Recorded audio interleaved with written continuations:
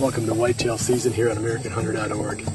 We're getting into the last week of August here, and tonight's mission is to find that fourth buck on my hit list. We've been fortunate enough to find the other three, which is pretty exciting. I didn't expect to find this many. I was hoping to find just a couple of them.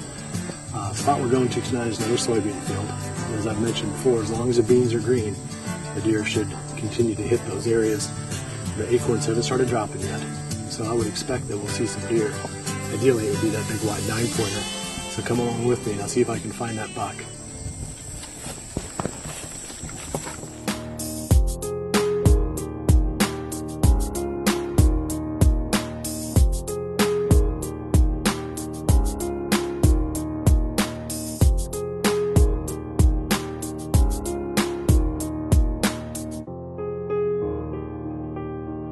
I love this spot back in here. There's actually 4 different soybean fields that I can see pretty easily from this tree. I'm really concealed up in the cedar tree where the deer can't really see me that well. In this episode, I'm going to start focusing on what's going to be the main theme over the next 3 to 4 episodes, and that is, how do we come up with a plan for actually hunting these 4 bucks? There's really only 2 sources of information that you've got that are really valuable. The summer scouting serves some purpose. I mentioned that in the last episode. It doesn't serve a whole lot of purpose though, because the deer can change their ranges from the summer to the fall. But now we're starting from scratch. So we've got 2 sources of information. We've got our history, what we've seen, past sightings, places we've gotten trail camera pictures of these deer in the past, any type of an encounter that we've had. We're going to put that all on the map. We're going to study that and try to figure out some tendencies. And the second piece of information is what we can learn from the trail cameras. And we're not going to start that just yet. I'm not going to start it until probably about the middle of September. Once again, I'm not really trying to photograph summer deer. I'm going to stay out of there at this time of the year and just stay back and film them and glass the deer. But once we get to the middle of September, I'm going to start running these trail cameras. So like I said, over the next several episodes, you're going to see this common theme kind of developing.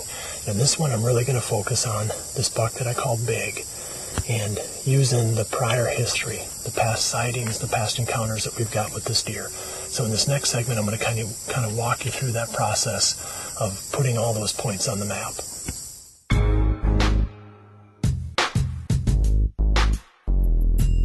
I can go back to 2008 and chart all of the sightings and all of the locations for trail camera photos over the years, times, which time of the season did I spot the deer, in which area, other people hunting this area, where did they spot the deer and when did we get trail camera photos of this buck and in which location, and I can chart these.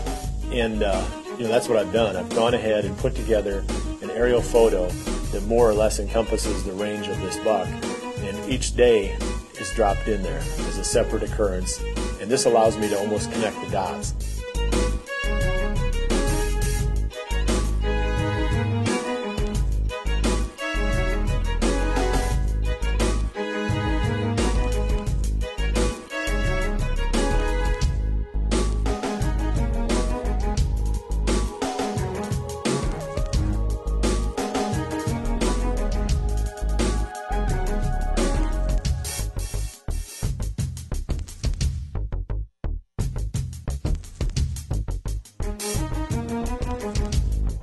You can kind of get it in your head, thinking back, well, where have I seen this deer? But you're going to really see the patterns develop if you put it down on paper.